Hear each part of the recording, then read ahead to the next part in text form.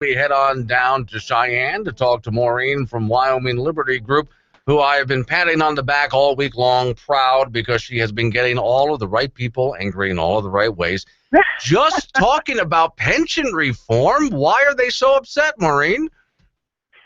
Well, I think part of the reason they're so upset, and certainly that was what we saw in an article that was written about me in a very nasty way just a couple of weeks ago, is that the people who don't want to see pension reform are not able to effectively argue against the points that I'm making up against my argument. And so now what they've done, because they can't actually use the facts of reality to refute my arguments, is that they're starting to attack me personally. Yeah.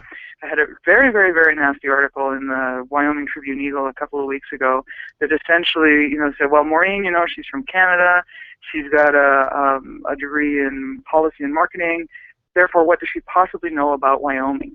And not only that, she's a pawn of the State Policy Network, a couple of other, and the Koch brothers. That's always the favorite.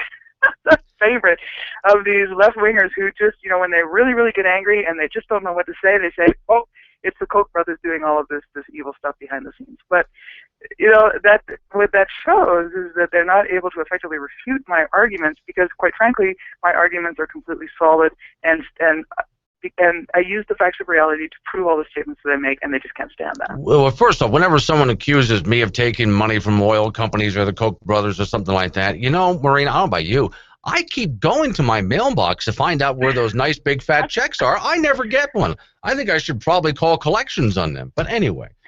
Well, that's really true. I keep on saying, well, please send money. Yeah, but they're not doing it. Okay, so let's take a look at what your argument has been, because when I look at your argument, what I see is we have a system that potentially, the Wyoming pension system for employees of the state, that's potentially got some trouble coming down the road. So you're actively looking for solutions to the problems, such as what? Give me some solutions. Yeah, okay, this is the underlying irony here, is that the people that argue against pension reform, what they're really doing is setting up pensioners and pensioners today and pensioners in the future to be perhaps waiting at their mailbox for a check that never comes. Because what we're talking about is changing the system so that it's similar, if not the same, as what people in the private sector benefit from. And that's essentially what we're talking about. And the thing about pensions and pension reform is that it's a very complicated type of system. Not very many people really understand it, but it really does seem to get people's ire up when you start talking about change, and in particular the change of a very, very powerful special interest group, and that's the state and city workers. That's something I think people don't really understand, is that as government gets bigger and bigger, and you have more and more and more government workers, what you're creating is an extremely powerful, needless to say, well-connected special interest group that can continue to extract resources from the private sector and put them into the public sector or the government sector, and in particular where a lot of those resources go is into their own pockets in the form of higher salaries and in the form of extremely rich benefits. And the pension plan is one of those. Now, so that we're all sort of on the same page here, when we're talking about pensions, we're talking about two essential types. One is a defined benefit pension plan, and that's the kind of plan that today exists almost entirely in the government sector. What it does is pay out a promised payment on the basis of a formula. A defined contribution plan, on the other hand, is something like a 401k.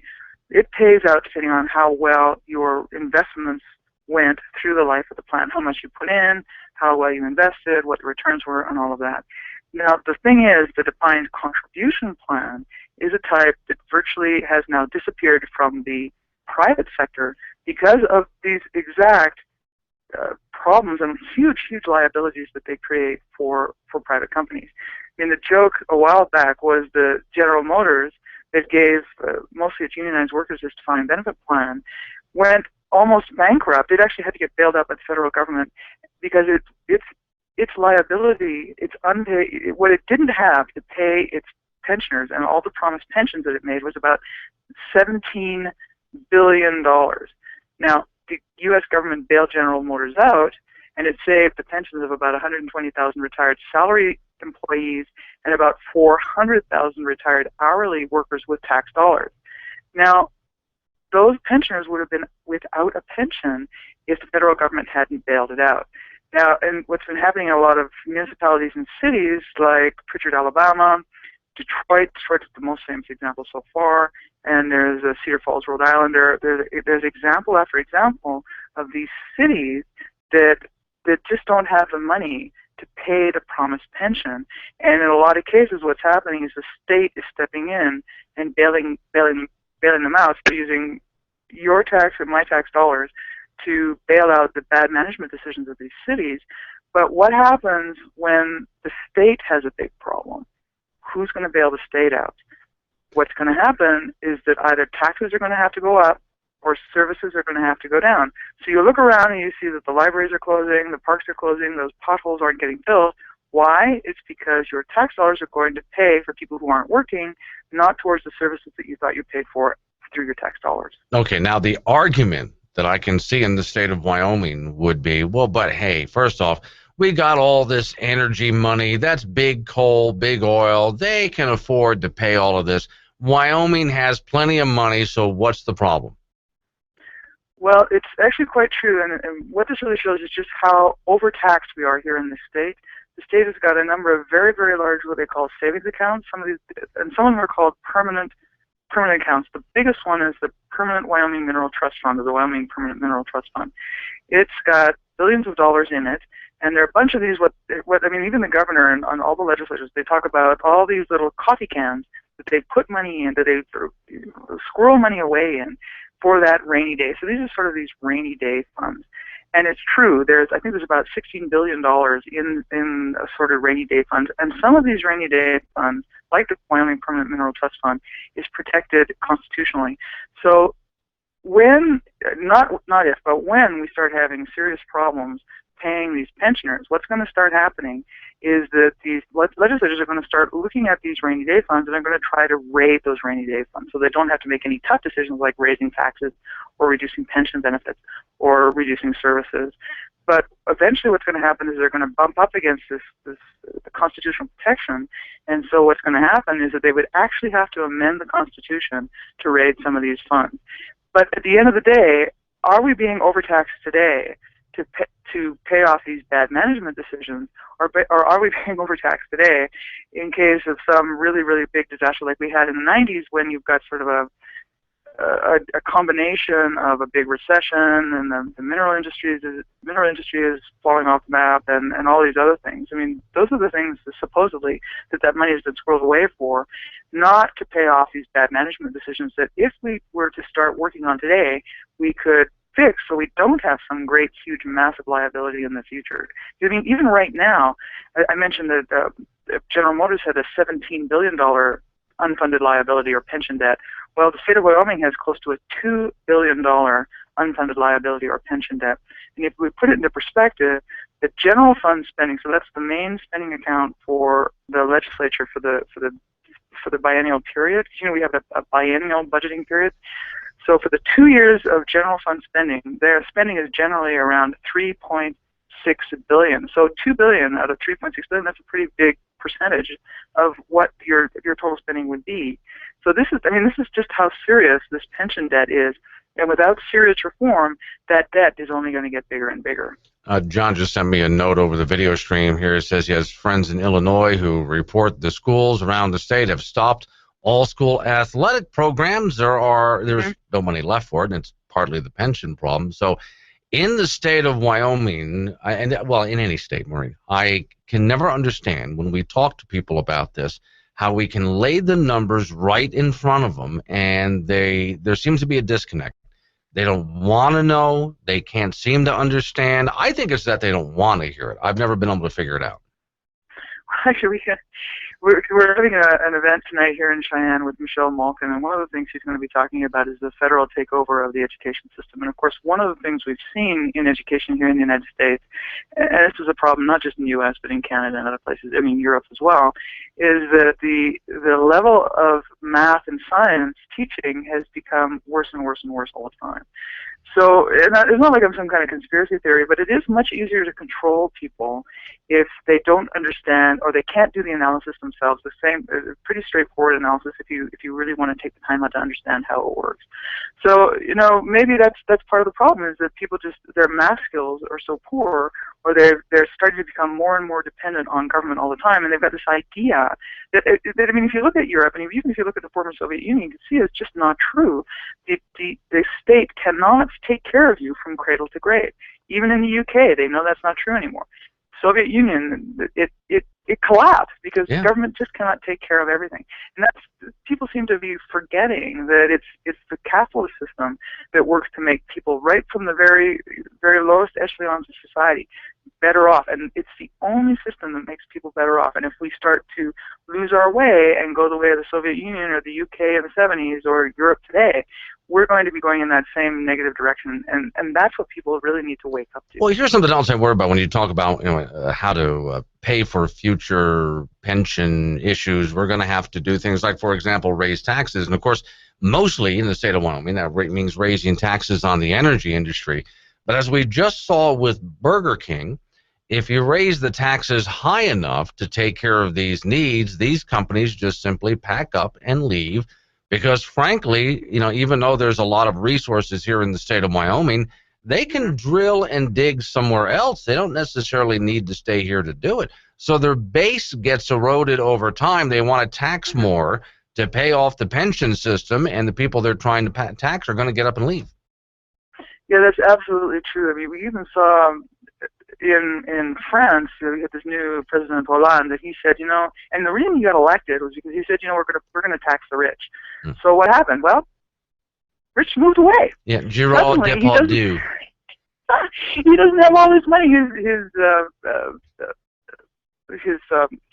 what do they call it when your popularity rating has plummeted? He's worried about the next election. Well, people, wake up. He made a promise that he wasn't going to be able to keep. Why do people keep falling for these things over and over? I just don't understand it.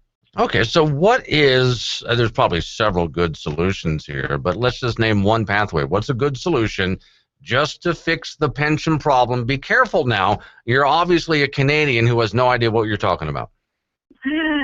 Well, the funny thing about it is, of course, that part of the reason I took on the whole pension reform issue is because we have the exact same, if not worse, problem in British Columbia, where I'm from, as you do here in Wyoming. And, I mean, British Columbia is not as bad as Illinois. Your friend from Illinois, I mean, the situation in Illinois is far, far, far worse than it is here in Cheyenne. But why do we need to wait until it's that bad before we make these reforms? Now, there was a legislator in the House back in 2012. His name was Brian Patterson. He brought forward a bill, and now this was a budget session, so he didn't get the votes to get it through, but essentially he brought forward a bill that would put all new employees on something called the defined contribution plan, and that's what we talked about a little bit before. It's like a 401k. It's the same as what people in the private sector, if they have a pension at all, likely have. And so this is the sort of thing we're calling for.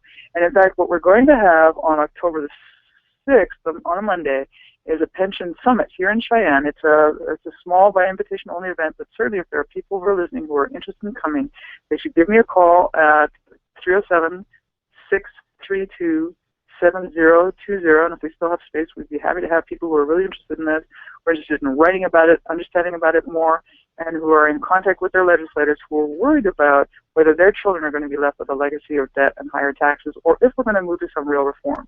Because it's very true, the legislature has been engaging in a number of what I call little tweaks or reforms around the edges that have, in fact, saved probably over $1 billion in future liabilities and brought the costs of the plan down.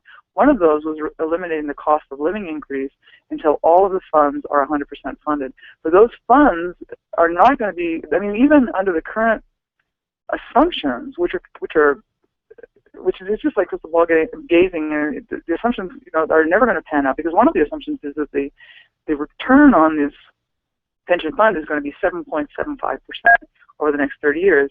If all of these assumptions come true, the plan isn't going to be 100% funded until 2043, so almost 30 years from now. Mm-hmm. But I tell you, if it were true that they were going to actually get 7.75% return, I'd give them my money. Because August, I've written at least three articles on this. One was in the Wyoming Tribune Eagle, and that was the one that got this vitriolic response from this one fellow who apparently is a pastor here in town, interested in nice dialogue. Well, it wasn't really very nice. So you incited the wrath of God, basically, with your articles. I got it. Okay. Well, and maybe he thinks I'm the daughter of the Prince of Lies or something, I guess. So, yeah. But so that certainly people should go to our website wyliberty.org to learn more.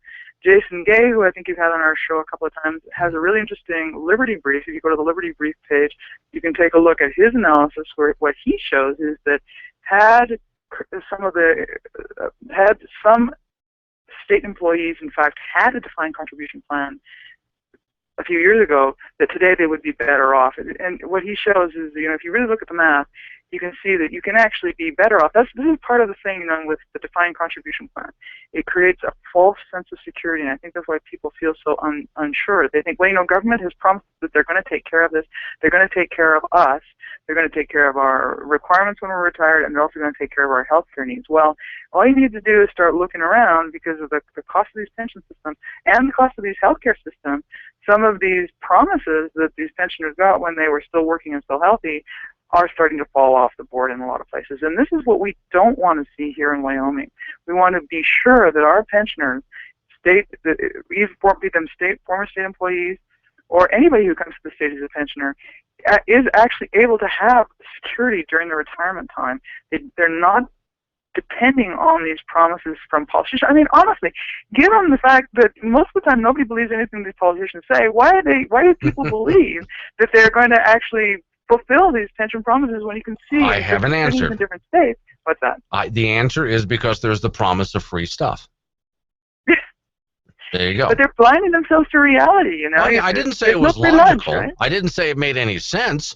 But when someone is promised free stuff by law, they tend to want to jump all over it. So, is there any? Politicians can change the laws any time. Yeah, well, that's true. See, and they lie all the time, Maureen. We know this, but again, people like the idea of free stuff. So, is there anything coming up in the next legislative session? You got about 10 seconds here.